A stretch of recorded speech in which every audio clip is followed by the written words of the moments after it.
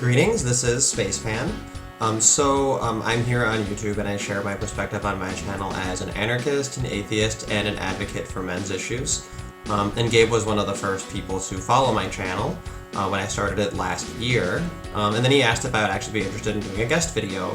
And then we kind of just procrastinated on it for a year. But then recently, it came to me a good idea for a topic because, since that year I had begun to subscribe to more small channels, and they're actually kind of charming. It's actually kind of fun to go around the different small channels. It's kind of like a small town, more rural feel to your YouTube experience. So anybody who's seeing this video, you're probably aware of my channel. I mean, you may or may not be. You're obviously aware of Gabe's. You're aware of at least one of our channels. So I figured maybe it'd be kind of neat to do a video that's like a shout out to at least some of my favorite small channels. And I don't know, I think it'd be kind of interesting to hear more people make videos like this where they just shout out super tiny channels, because otherwise you're never gonna find them. And a channel with 1 million subs, a couple of people had to have been numbers 1 and 2, right? So who knows? You really, you get to decide for yourself if you think that the quality is something that you want to continue to watch. You don't just leave it to the mass to decide for you. So I don't know, it's kind of fun. It's kind of fun because it's unvetted, and any like matters, any dislike matters. Every comment gets read. The person who made that video is probably going to actually read your comment because there's not a whole lot of them. So there's a lot of things about that culture that I think is actually really cool.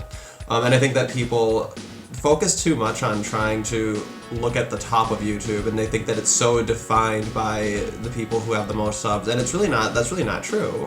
There's a huge body of just tiny channels out there, and they're not gonna find you. They're not gonna find you. You have to find them. So I've put together a list of some of my favorite special treasures, and I'm gonna share them with you. So it's kind of like a top 10 list. There's not really a specific order to this. But right off the bat, I have 3 honorable mentions. These channels are they're a little bit too big. They're too big for this list, because this list is mostly channels that have less than 1,000 subscribers, maybe 2,000, but somewhere in that range. These 3 have over 5,000, so they are too large. They're too big, but I'm gonna give them each an honorable mention. The first one is the Johnny Fox Show. Because he's really funny. He causes a lot of drama and goes around. You just see him showing up random places here and there. So after you're aware of who he is, he's just kind of a fun character. I don't know, something about him is he's just likable. I don't know what else to say besides that. Lately he started doing live vapor wavy electrode synth radio things, which is it's kind of a weird choice, but I don't know. I'll take it. I'm not paying for this shit. Fuck it. So he's just an interesting character. Just go see it for yourself. The second honorable mention is Galactic Bubble Productions. They did a huge cartoon series. Oh shit, what was it called? I forgot. It starts with a B. Why is it? It's a different name to the channel. That's why I don't remember. But anyway, Bearing had a couple of cameos in it, and because he was using the copyrighted avatar from Total Drama Island at the time, they had to take I think all their videos down because they're gonna replace it with Bearing's new avatar or something. I don't know what they're planning on doing. I think they're working on a whole bunch of other things. But anyway, Liberty.me is another honorable mention. They focus on a lot of libertarian, anarcho-capitalist sort of content.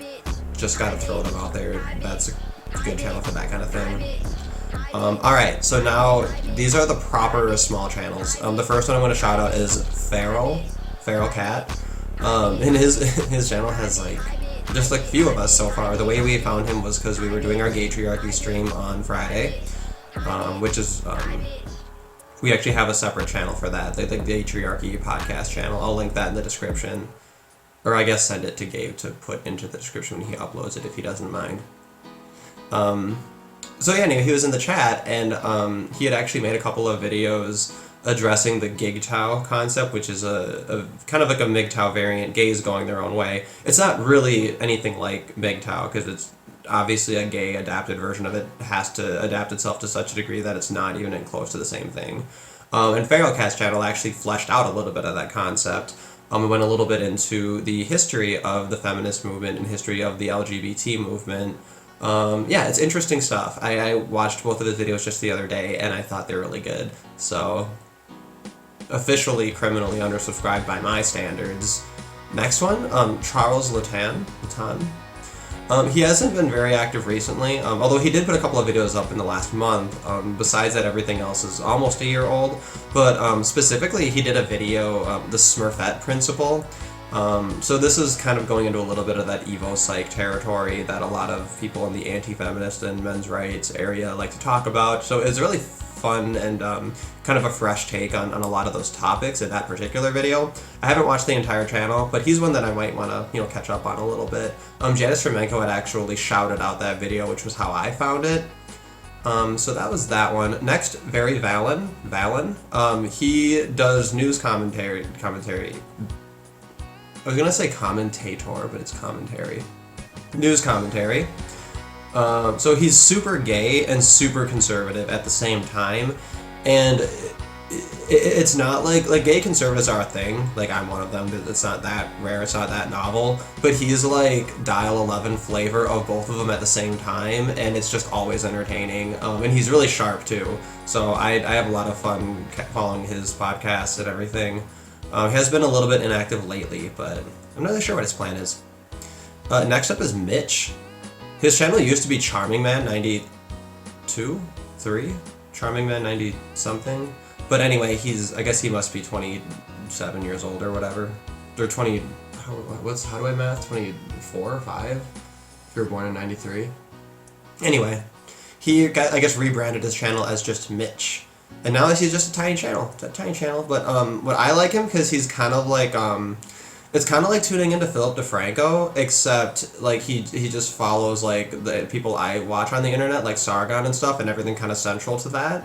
So for me, like, getting his perspective is just kind of I don't know, like he just seems like a really normal person. So I like to get normal perspectives sometimes to balance out what I think, because it's usually not normal. Next, Privilegey Shitlord. Mostly he does streams on his channel. Really funny. He's really funny. That's all I'm gonna say. It's anti-SJW content, so it's a lot of just mocking of feminism and that sort of perspective. Next up, Pill Eater. Pill Eater is super weird. He's probably like the weirdest YouTuber. I don't know. There's something about him. He's just like, you can tell he's like genuinely a really offish and weird person in a good way.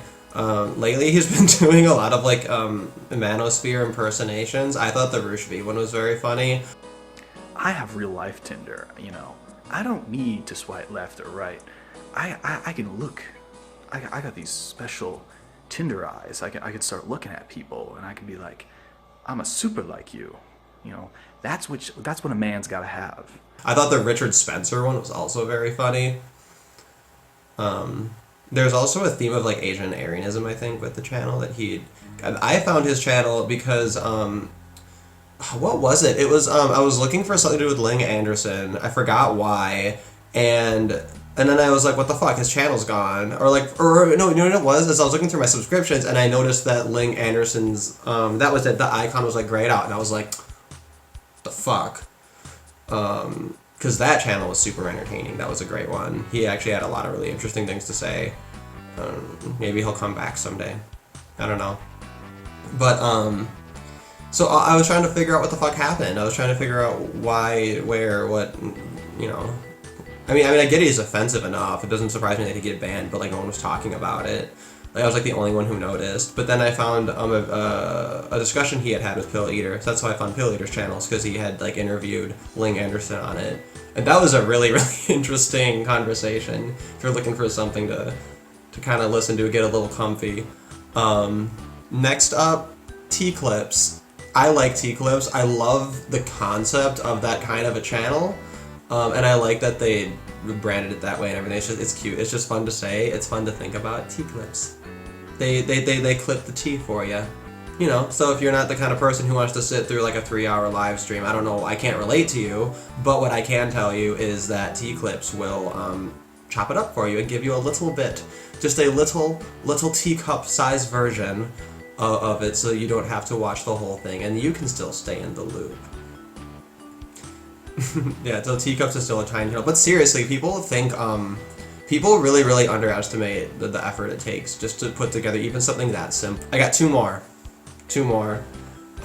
These ones are special, I think. First, Crystal Garcia. Crystal Garcia was involved with the Honey Badger radios for at least a year. I think maybe closer to 2 years.